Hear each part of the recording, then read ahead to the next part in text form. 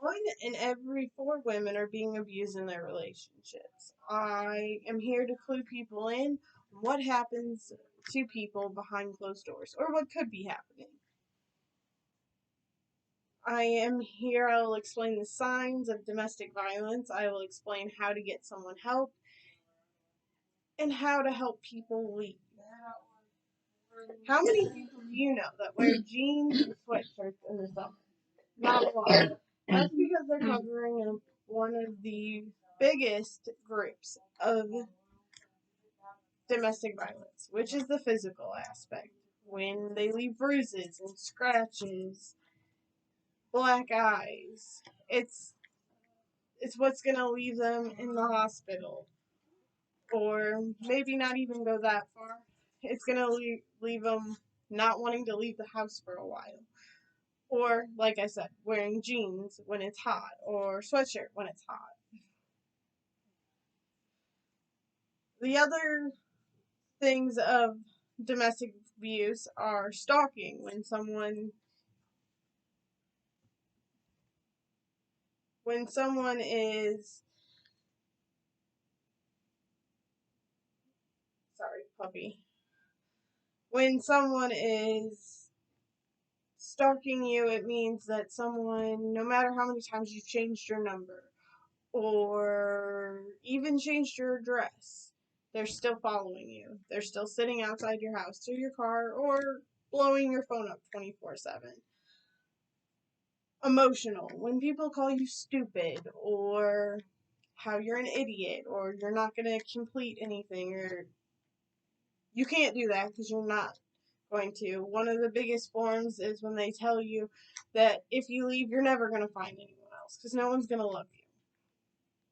That also goes into the psychological. They're messing with your brain so that you think you can't leave. So you think that life isn't better if you leave. Another one is sexual. If you're tired and you don't want to do anything and they keep begging you, that is sexual abuse. Um, Financial is if someone is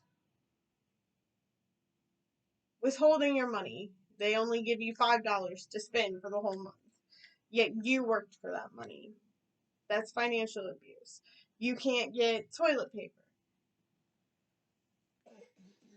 Sorry, excuse me.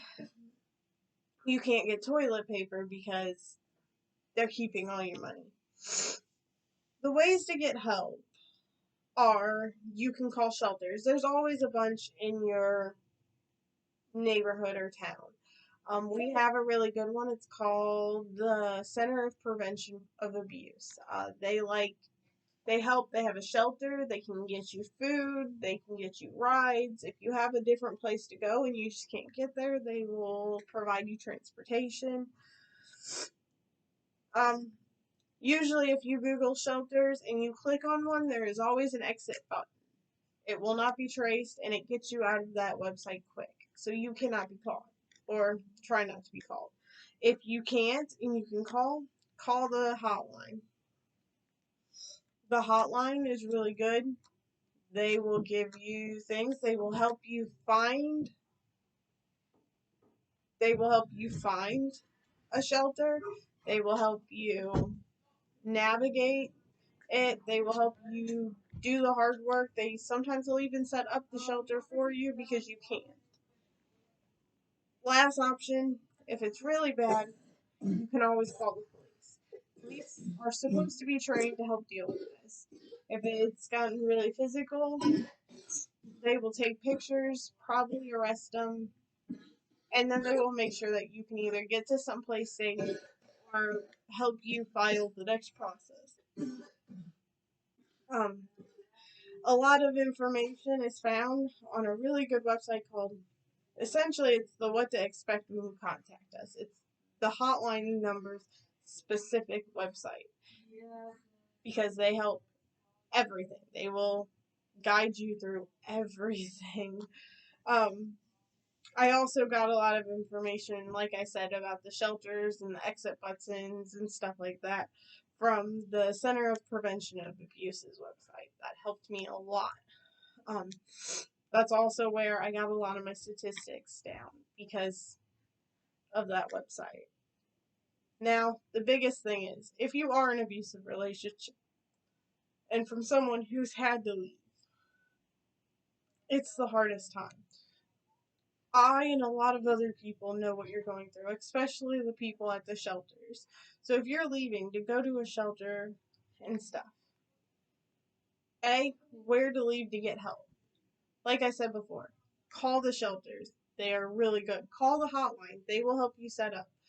If you can't leave that specific moment and there's a better time, you tell them that. They will help get a safety plan, which is a plan you're supposed to follow if you need to get out in a hurry.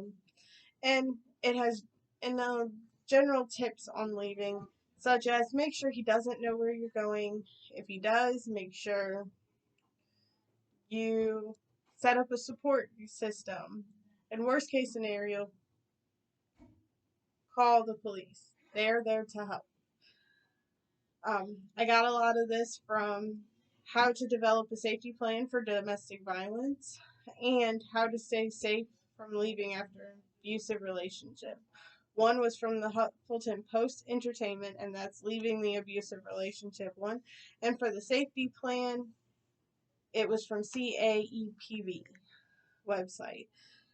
In conclusion, those are the signs to look for. There's other smaller things in them. Essentially, if you think someone's being abused, reach out, talk to them. And if you can't get through to them or you don't think they're understanding, call the hotline. Um, just remember, every 9 seconds, a woman is getting assaulted or beaten in the U.S. from a relationship. Thank you.